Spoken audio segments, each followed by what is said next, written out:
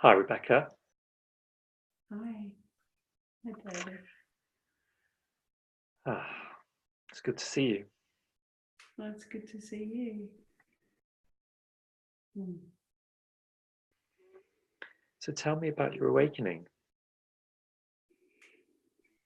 Mm. Well, it was a few years ago now.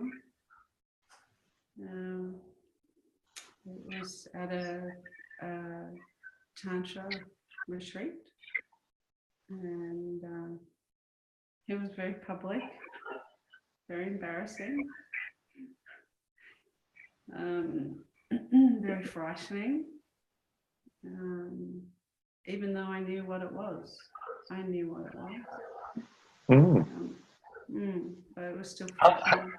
how did you know what you were going? What was going on? What was it that you knew? Um, well, I guess I'd read about it and heard about it, so I had an inkling that that's what was happening to me.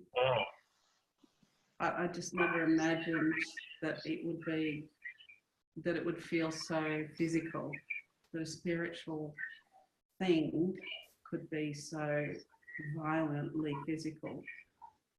You're referring Um, to a Kundalini awakening. mm, Yes. yeah, um, yeah. So yeah, as I said, it was a tantra retreat, and we were doing. There was a goddess awake, strangely, a goddess awakening practice, and I was working with my husband of 26 years, and he was doing like a pressing down in my heart space, and that seemed to be the moment that it was activated, that everything started. And I mean, there were a lot of things going on in the retreat that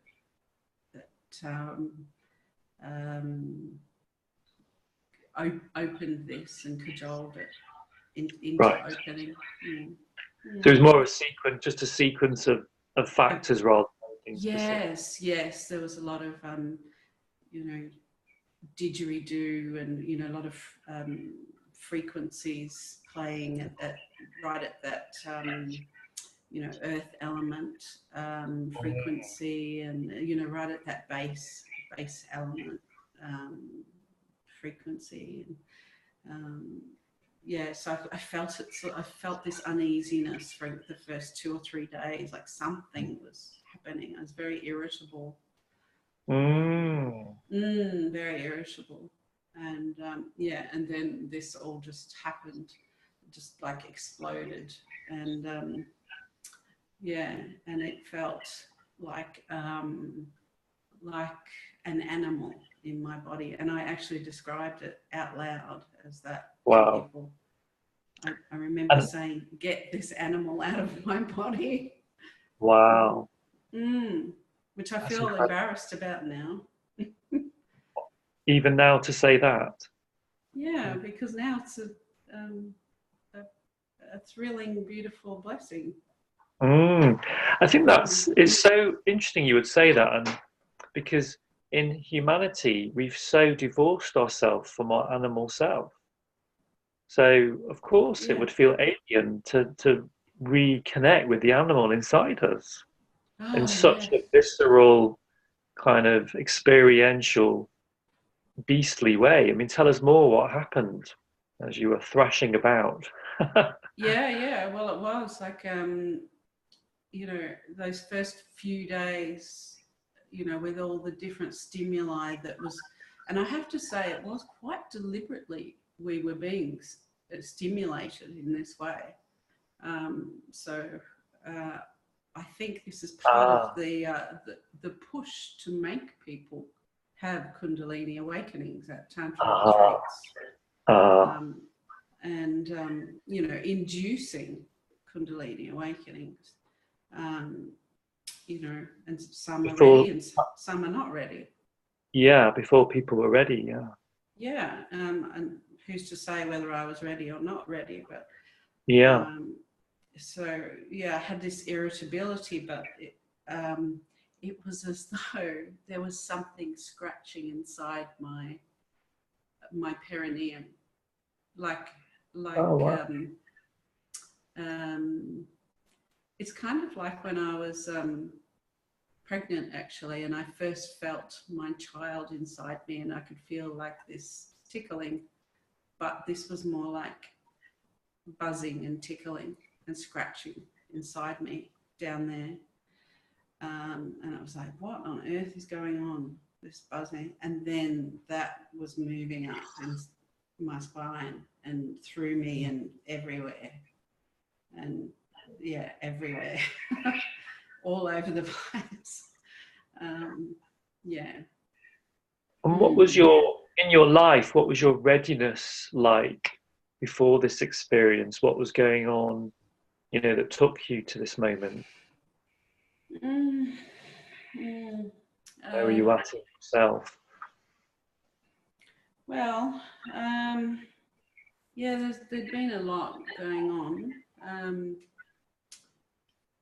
Yeah, I'd moved to Queensland here, and I feel like I'd completed a stage in my life of being a mother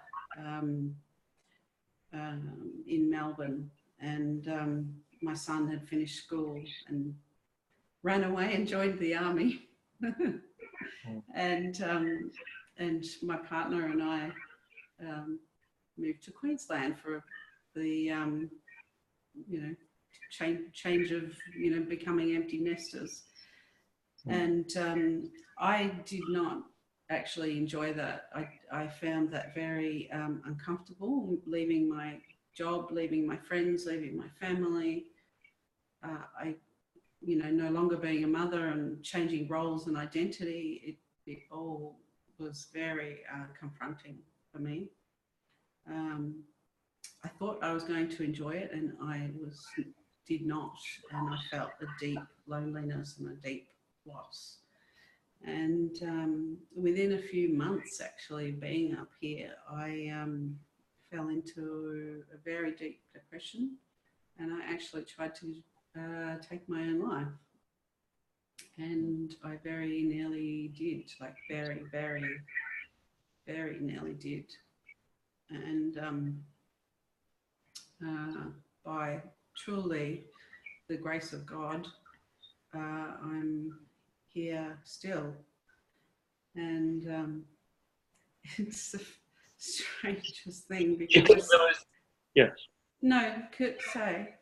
Do you think there was anything to do with that was moving you towards this awakening? Do you think, or was it just this? Was it the intensifying of the ending of your old life, and was it bringing you to a critical point where you would seek to go on a tantra festival for connecting? What was, how did that push you towards this? When you look back, what was going on? Were you distracting yourself, or were you on a path of awakening, or had those experiences of your son leaving and moving and it not working? How had all that, what was the melting pot that was going on for you? Well, obviously surviving that was very, very significant moment, and I will never go back to that. And it truly was very significant, and I absolutely cherish life. But I still didn't seem to get the message, and I had a couple of other accidents later that same year. Wow. Yeah, like motorbike accidents and funny things like that, and broken bones. And finally, I got the message about cherishing life and moving forward and finding meaning. So that, I think that was me getting the earth element. That was me getting that I belong here. The I am, the sense of belonging, that was me getting that message. So that was me, the starting, the sense of self. And so, yeah, that was the moment I started to change direction. I want to look into Tantra. I want to find a new way of being. Yeah. Yeah, my old way of doing things didn't make sense anymore. And so following this big convulsive awakening on the dance, what actually happened? Were you on in the middle of a workshop? And well, it was very convulsive, and the workshop was 6 days, and it went on for days and days and days.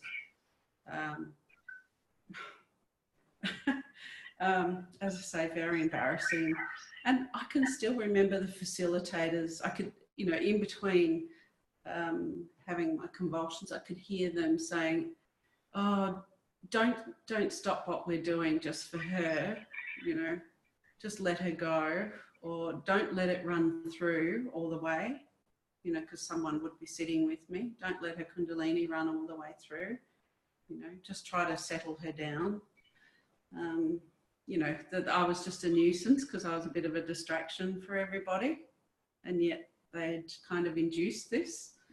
So that's a bit... do you think that's a neglect and an ignorance that goes on in some of these groups, that they induce these things and then they don't create a safe space for the group to actually collect around the person and all to hold those parts in themselves that are clearing in the person clearly as they convulse? They're like having this huge, I would imagine you're having a huge clearing of as the fire arises and comes up. Absolutely. It's quite shocking, actually. Well, it absolutely is. My poor husband had no idea what was happening to me. Absolutely no idea. He thought I was having a stroke. So for 2 days, he thought that was happening to me. And, and he didn't really know who to ask or what help to get. The facilitator had this particular thing where she didn't want to touch anybody because she didn't want transfers of energy. And eventually she did come to help me because the Kundalini had diverted and got stuck in my arm, and I was very, very frightened. So yes, I do think that it is irresponsible to induce awakenings and then not have assistants on hand that are trained then to, if you don't want people being disturbed in your workshop, then have a safe space separate from that to work on that separately. But all it took actually was her coming to me personally, touching me and saying, she will never hurt you. The Kundalini, she's the mother. She will never hurt you. Just her saying that to me, and her, the facilitator, this person that I had looked up to, just holding me and saying that, it started to ease everything. Her just simply reassuring me. And I was just saying to my partner today that, if a young girl gets her period, say, and her first period, and is so frightened and shocked and terribly affronted by what is going on, all it needs is somebody to reassure and say that you're safe. This is all a natural process. It's, even if there's pain and there's fear, it's still okay. It's all okay. Just go with it. So it's just a matter of having a loving person there to say that, and then the start of the surrender happens. So yeah, that literally is when I started to relax a bit, and my body movement started to relax a bit. And then in the period what happened in the period after this and the, you know, the aftermath of the festival? Sorry, the Oh, workshop. Sorry, the workshop. yeah. Well, it. Um, well, here I am in my little country town here in Queensland. There's not a lot of, in fact, there's no support. So I hunted for reading material online, and How many I years ago are we talking about when this happened? oh, four. Oh, 4 years, yeah. Yeah, yeah, so that's what I was relying on. I just read. And I hunted for material, and I fed myself with that. There was nobody, and that's what I did to see myself through it. And I was able to teach myself a way of breathing to help ease the wave through my body. So a way of like breathing into the belly first. So breathe deep into the belly and then into the chest and then a drop. So that's what felt right for me. So a 3-part breathing in order to move the wave up further into my body.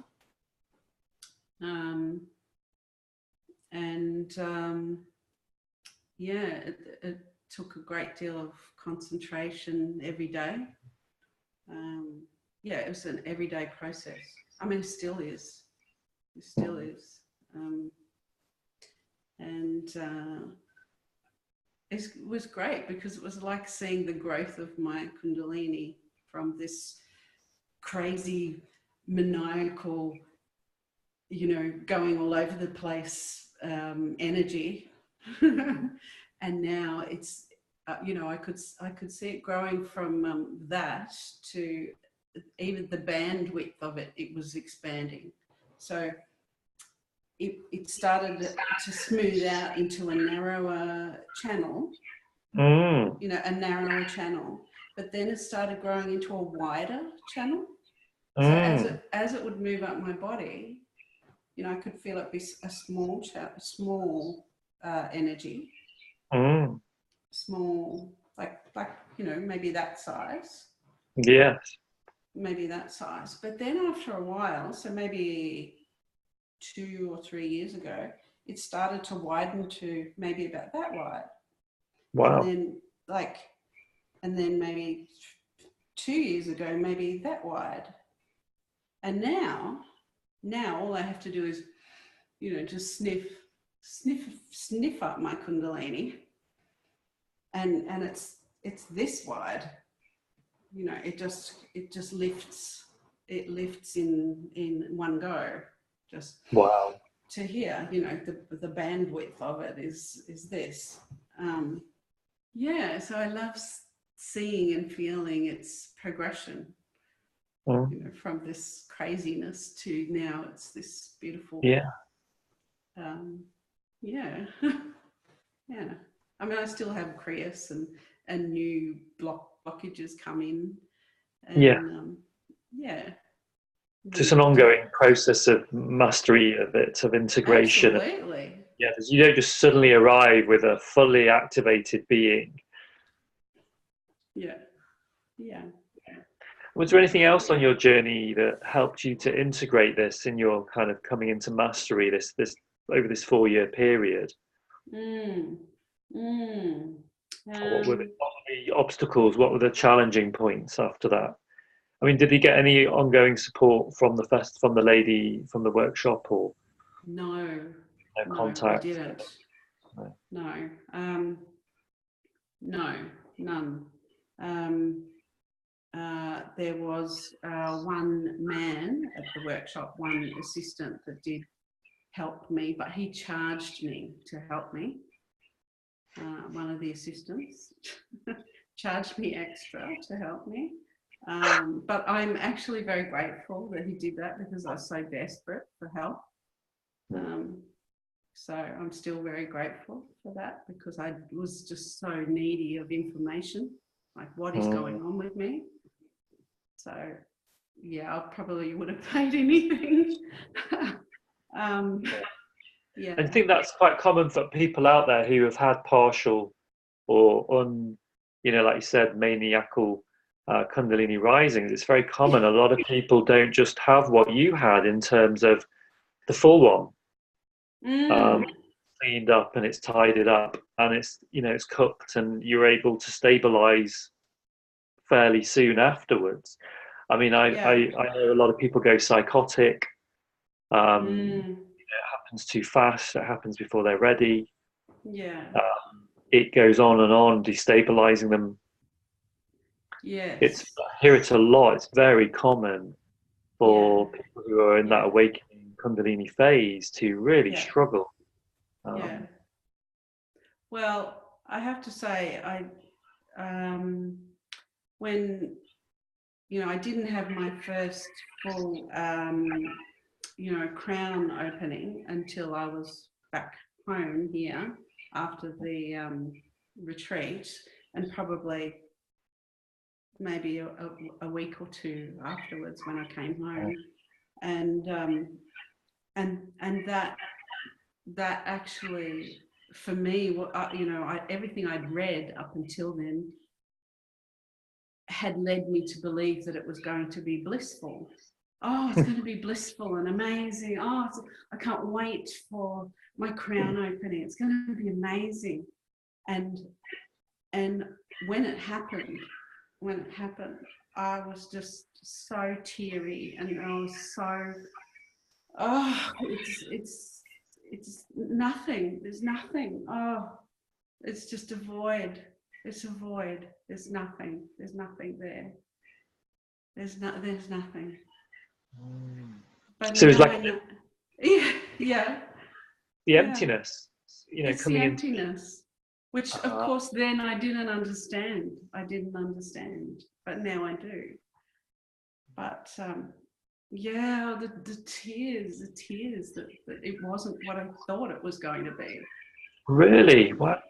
Yeah. That's kind of almost the misinformation of Yes. tantric, the neo-tantric, new age, rainbows and unicorn, Yes. bliss your problems away, Yes. by spiritual bypassing. I mean, I don't mean to be Yes. too cynical, but Yes. I'm just wondering, that Yeah. because I guess you'd had these things like the suicide attempt, the end of your life, the empty nest syndrome, son leaving for the Mm. army.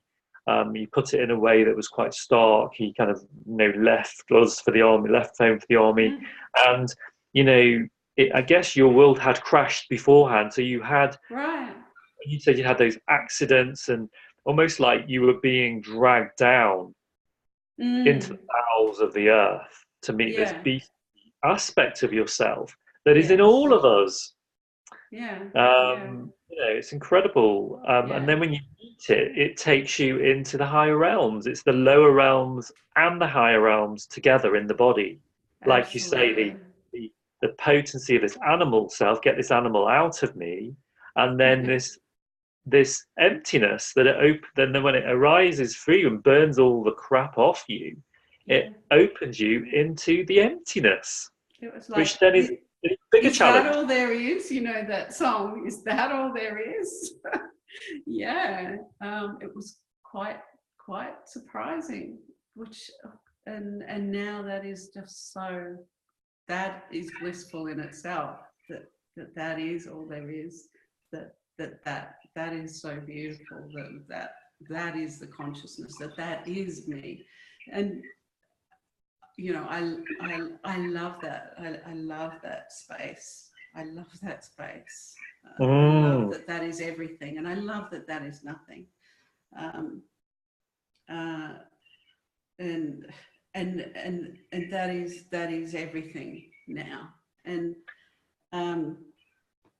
yeah, but that when that first happened for me, disastrous. So I fell into a space of I was going to say disalignment of now I've had this awakening. What now? What? Did you Yeah. think you'd done it wrong in a way? Did you think it was that not necessarily even a Kundalini awakening if you just come into this emptiness that Yes, wasn't. this emptiness. Yeah, what do I do with this information? There's nothing there. Was it had you experienced that sort of emptiness in your depression that made you want to commit suicide? Was there an element of that with the distortion of the lens of your humanness that then subsequently burnt off in that Kundalini awakening, do you think? Well, yes, because it's the same kind of thing, descending into the other void. You know, that descent is the same kind of. It is a very similar kind of void. Yeah, very similar. Very, very similar. And what gifts then? We talked about the darker stuff because I love, because being a double Scorpio and all sorts of things, I love going into it. What about, you're in this void, you're coming out, you've got this disappointment, then obviously you said now you find it blissful. How do you move into the gifts, and what have the gifts been? Yeah.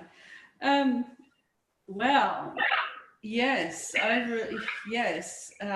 Well, it just takes a little bit of time, a little bit of just a little bit of time, a little bit of patience with oneself, and there's still stuff to work through, of course. Yeah, the breathing technique, the blocks, the emotions.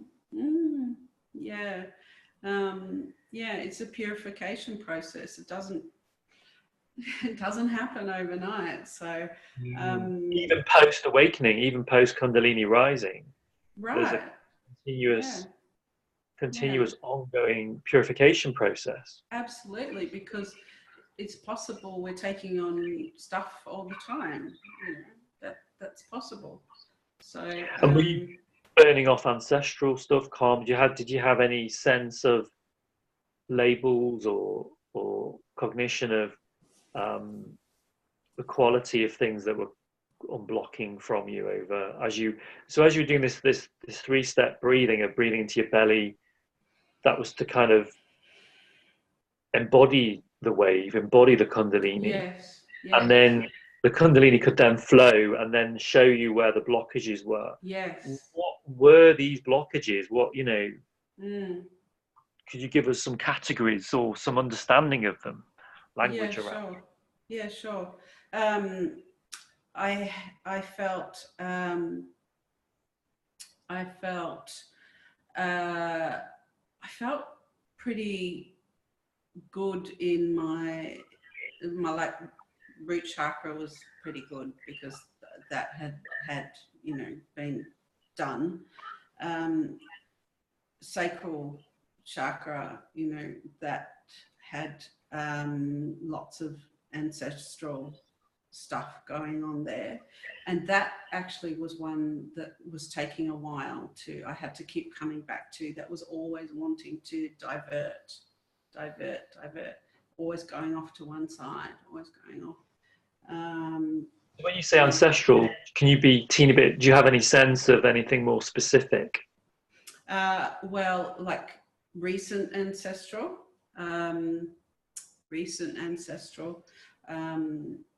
like on my mother's side of my family. So my mother, and not my mother's mother, but my mother's mother's. Wow. Yeah. And you could feel that moving it out of you, those old legacies of whatever has been left unprocessed, unfinished business and distorted. Yes, and it still goes every time I do ritual. It's still got more that has to go. So yeah, I still have to do that.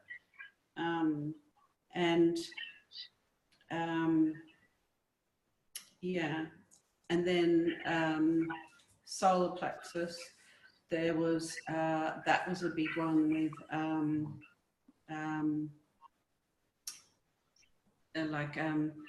like a shamanic kind of.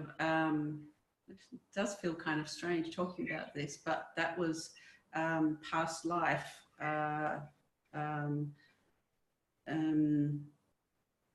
oh, well, there was a lot of my human life, current human life stuff as well, obviously, heaps of it, Yes. heaps and heaps of Yeah. it. Yeah. But Can't there blame it was, all on the ancestors. no. But there was also, there was a lot of, yeah, the witch stuff there. Did Yeah. that all have to leave the witch stuff? Do you think that's a layer of, um, yeah? Do you feel the witch stuff doesn't serve us, or I feel that it does not serve the divine feminine to have any hatred. No, to have she is only for love. So she has no purpose other than that. So, and is the witch stuff about using power? Is it about manipulation of forces on a no, level? no. No. In what way is it This hatred? witch isn't. No, but the sort of the darker arts of witchcraft that have become such a craze. Is it like, because they're not Well, connected to the power of the divine feminine? well, They that's feel right. a need for casting spells because they don't feel. And I'm just curious. I mean, that could be my own lens. Yeah, sure. Yeah, it's probably off topic, but yeah, even like if I'm manifesting, I don't even really believe in that. To me, a manifestation is just something that it's a knowing that comes to me. A manifestation is only, it's a knowing that only comes to me, and it only comes for the, so, and I don't do spells, as I don't even call them spells. So it's an intention, and it's only Yes. an intention for love and a manifestation. If it comes.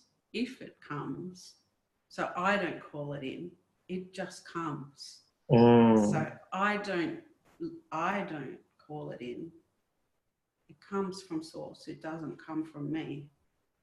So it's not even mine. You know, if it wants to be, and if it wants to come into this realm, it will. I think that's the difference when you're more when you're aligning with the greater self, Yes. source, the divine. Then Yes. there's less of the me that wants to do something. Yeah, There's and more you of know, if I'm a clear channel for that to come through, it will. If it's to come through and to come to whoever needs it to be, then it will. But it's, as far as I'm concerned, it's not for me to call it. Yeah. So as it moved through the sacral, and then you mentioned what happened in the solar plexus. Yeah. Yeah, to me, a lot of that divine feminine, yeah, there's a lot of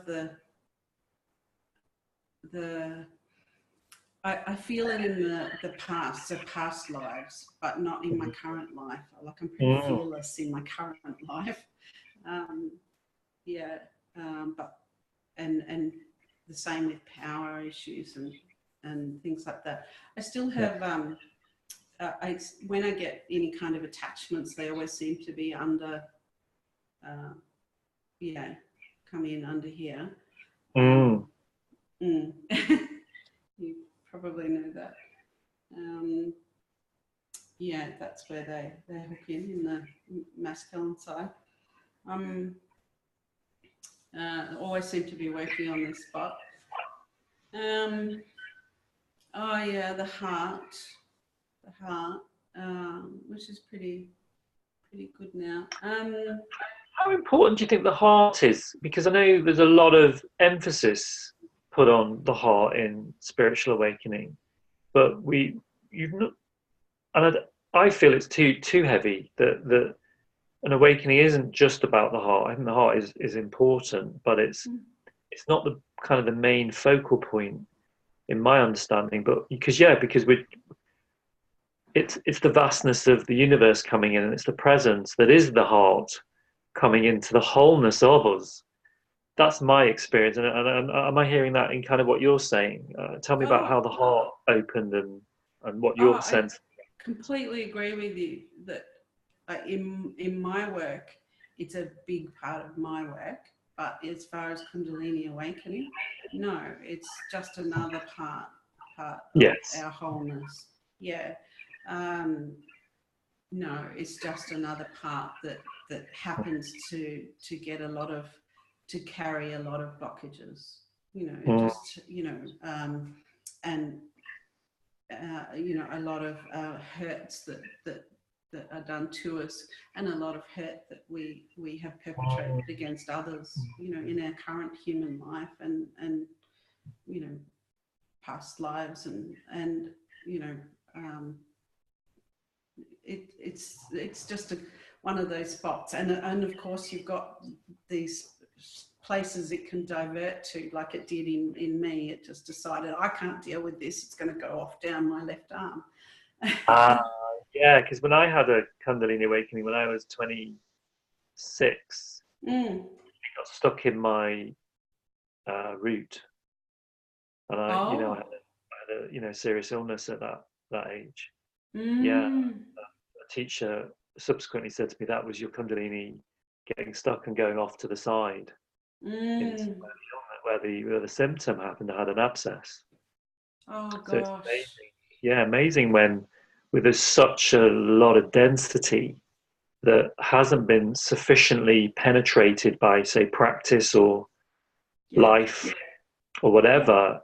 And then as the Kundalini awakens, Yeah. it it can prematurely uh, get arrested in those places where it meets a Yes. blockage that is Yeah. too intense for it to rise through. It can't Yeah. necessarily burst through everything, as we're hearing in what you're Yeah. sharing. It's really Yeah. valuable. When we've armored that space so successfully, um,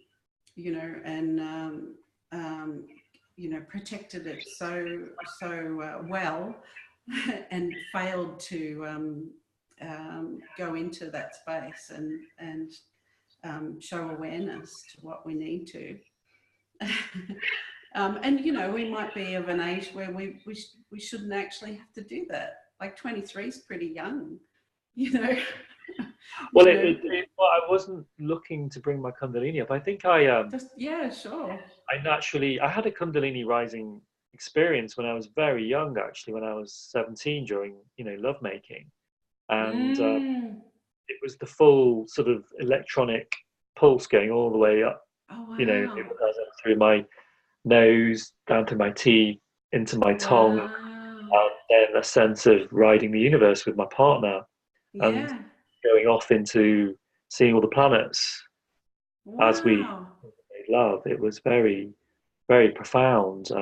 But I think Yeah, after that beautiful. experience, we were both young. Her mum didn't want her to be with me, and the hurt that then came into those places subsequently blocked me up and other things as well. So I've had to Mm. my work. So anyway, so back to you. This is beautiful. Well, we're talking about the heart, aren't we? So it's already working on me. You can feel we're in a process. I wonder if people who are going to be watching this, who are watching this, will be experiencing their rising and unblocking as we're both holding ourselves to share this process. Yeah. So the heart, so as it moves to the heart, it comes through the arm, and then you're able to feel the holding, like you said in the workshop, of the mother and the safety of another woman holding you. And how did it then subsequently move through the heart after in that period? Well, I wouldn't say she was particularly warm. She really wasn't. She really wasn't. But it was the Well, it words I needed was to hear. energy in her by the sound of it. No, no, no. It was actually two men. So it was this lovely assistant and my beautiful husband that then Oh, held me. how ironic. And to be honest, that was probably perfect for me, because a Yeah. lot of my heart wounding would be men. So Yeah, You that always was get what you probably. need. So that was probably just what I needed. It's just those words of, you know, that it's safe, and Yes. I needed to let that go. Um, yeah, so just the power of the Kundalini. I mean, feeling that in my arm is just extraordinary. I mean, you'd know from your own experience.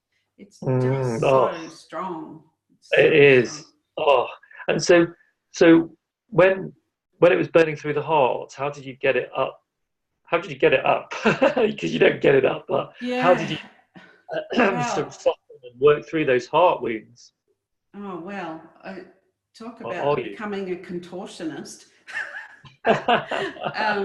Yeah, you certainly do your gym work.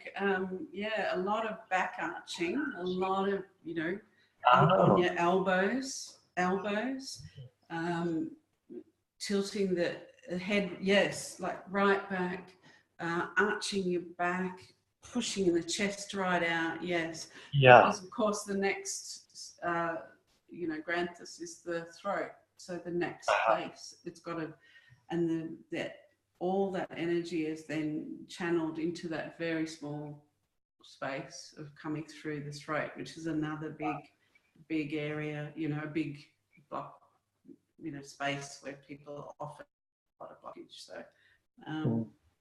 yeah, it was like, that's the next hurdle. And it was, you know, and it was the next hurdle. So that that And what happened that in the throat? I'm excited to hear now. In this process, this interview has turned into a process. How exciting! oh yeah, well, coming through the heart was, you know, once it comes through the heart, it's so beautiful when it comes through the heart, and it's like this beautiful opening, and you feel like you have wings, and it's like, it's all over, and it's so wonderful, and it's blissful, and you can breathe easier. It's like you've got this huge opening, and you've like the air element comes in. I can breathe, and it's so beautiful. And then it starts to move again, and oh God, you know, and it goes in, start to move into your throat, and it's like, oh God, what is going on? And yeah, you just start to and if you surrender to it, which of course you need to do, there's a lot of howling, a lot of screaming, a lot of crying. Mm. Um, yeah, there may be, there may not be. Mm. For me, there was. In fact, for my partner, there wasn't. There wasn't. He actually did some singing.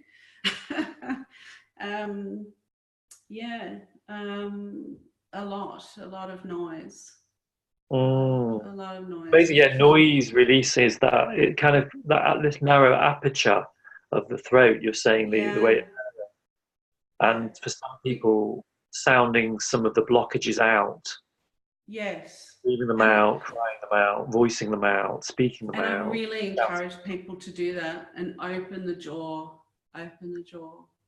because we're so used to, in this modern day, you know, keeping our mouths shut, Yeah, I mean, not people grind saying it. what we think, yeah, or grinding in our sleep, Yeah. holding, you know, Oh, that feels so good. yeah, I know, not saying what we think, not, you know, keeping our trap shut. So yeah, and of course the Kundalini has this just such a beautiful healing power, and so to actually release a lifetime of crap that you've stored in that moment of howling that out, of your expression is pretty incredible to let that through. Um, yeah, yeah, and yeah. Once again, do you remember there was an old toothbrush ad that said, "It's like having a flip top head." Yes, It's the Reach toothbrush ad. the reach one. Yeah, Yeah, we have it's that. Yeah. like having a flip top head. Yeah, well, it's a bit like that as the Kundalini moves through the throat chakra. Yeah, it's like tilt your head. Well, it kind of does it for you, but And do you feel it as a double serpent movement, or as a kind of a singular movement? I always feel it as as a single coming through the throat, and then as a double sometimes through the face. Yeah. That's what I was picking up on. Okay. Yeah. Yeah. Yeah. So as it came through It's the throat, so you're saying it then splits through the yes. chakra to Yes. the pineal. Yes, well, I feel it come up and then go through sometimes through my face, like in all different spaces. It's through the sinus. You know, it might have a little wandering about, clearing where it needs to clear. You know, through the back and through my sinuses. Mm. Yeah. Um, Other times it's just like a cloud of yeah. Hmm. How about how about the pineal? What's the story around it moving through the third eye and the pineal? Oh, there's so much story with the pineal, isn't there? Yeah, I Oh, you mean suspect. mine personally? Yeah. Mm, um, well, when it first moved into pineal, um, I had lots of visual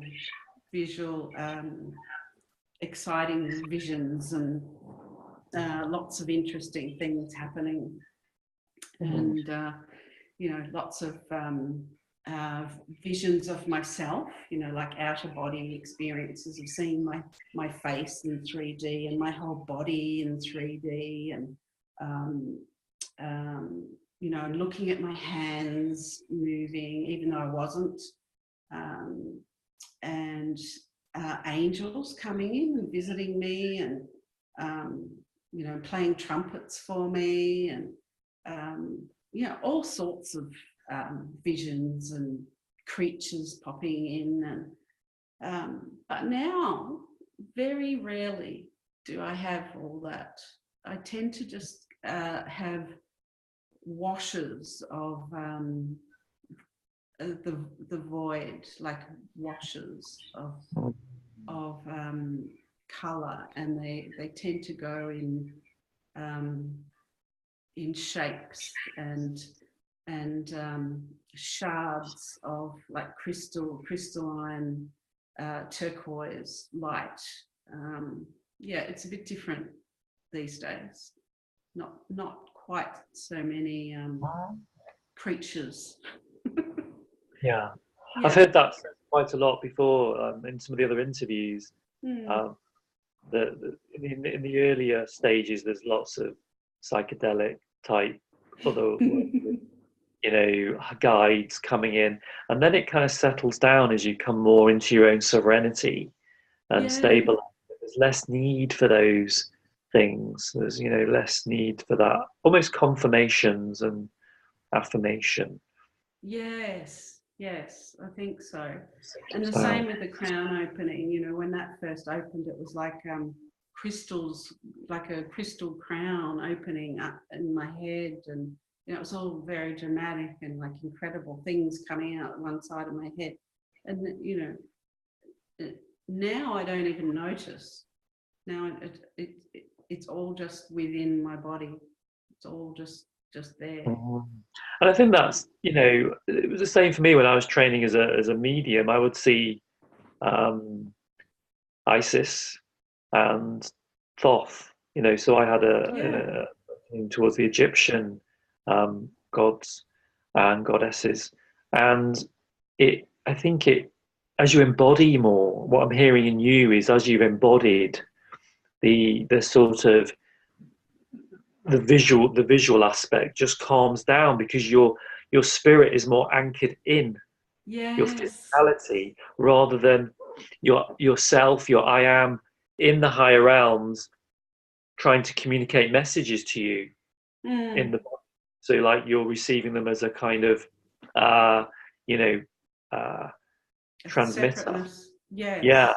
So Yeah. what I'm mapping out and hearing in you is in this it's an embodied awakening into mastery. I think I'm realizing these interviews are, rather than just awakening into mastery, because it's the embodiment, the threading through of the soul into the body is kind of what we're talking about here, really. It's really exciting to be Mm. mapping it out with you in Mm. such visceral and yet esoteric detail.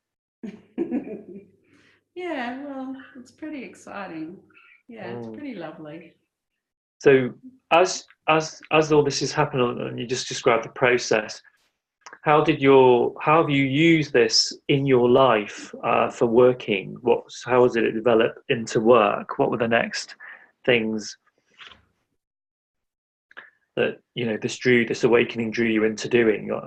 Mm. Mm. Um, well, I think it's probably the case with everyone that has an awakening that one's old life can never be the same, and yeah, it just doesn't fit any longer.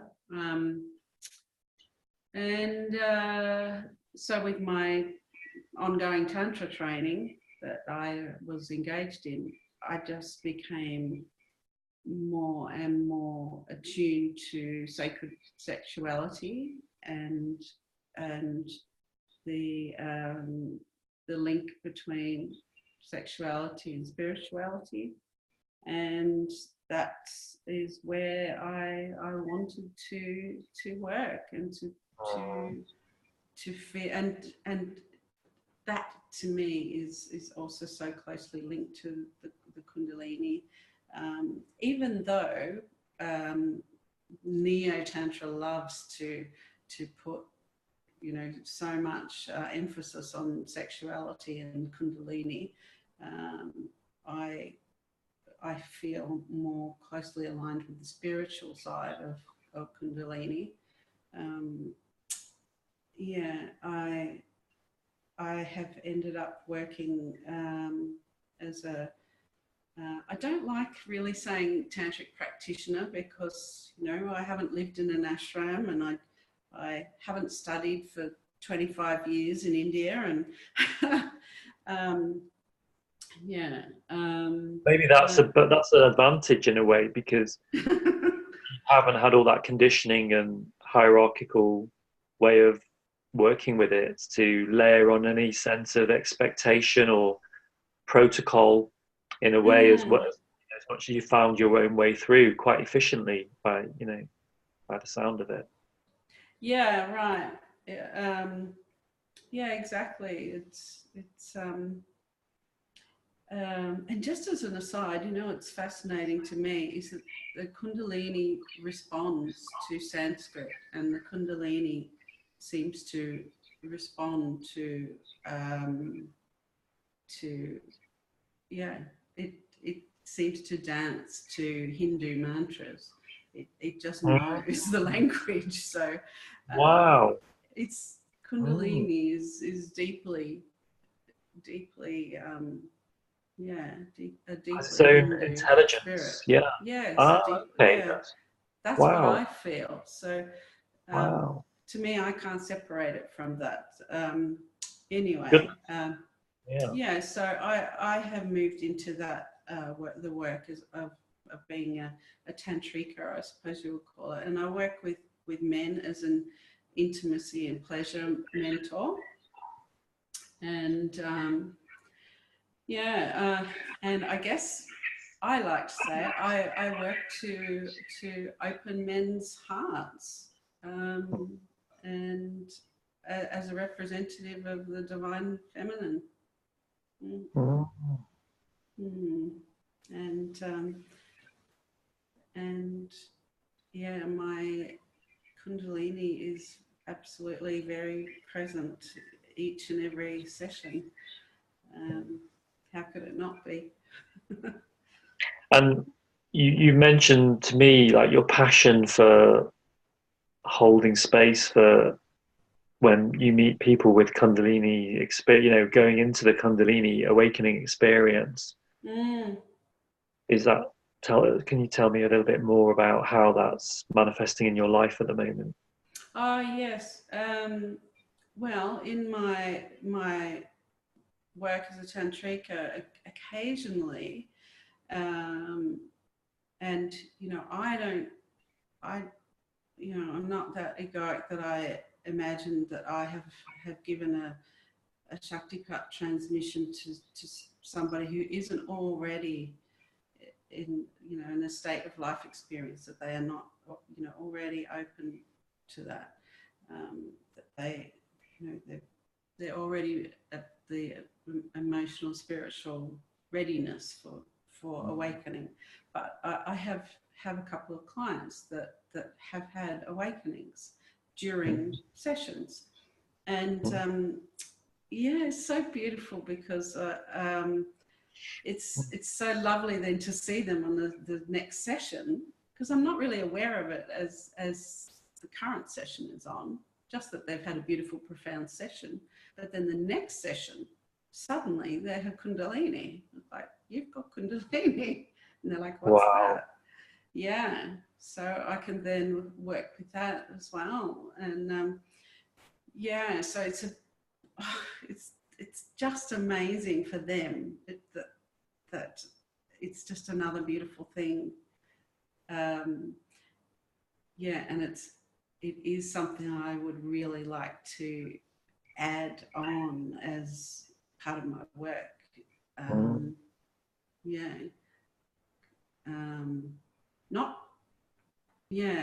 was going to say not Kundalini activating sessions, absolutely not, but no.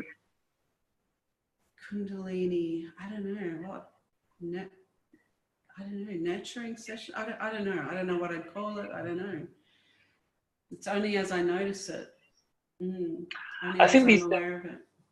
I've talked to two other of the people I'm interviewing about this quality of the divine feminine, is that those that come are the ones that need it, and it's not something you can push through marketing. You can push through your will. It kind of and you mentioned this to me very strongly in this interview, as we've been getting ready for this interview. It cannot be pushed.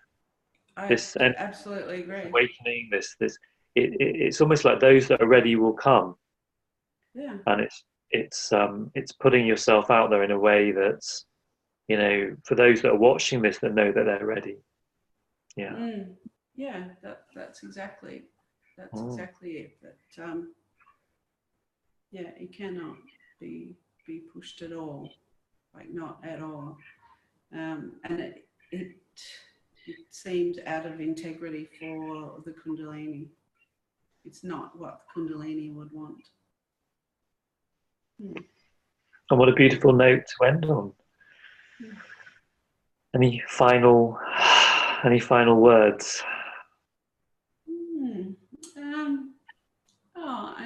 Only that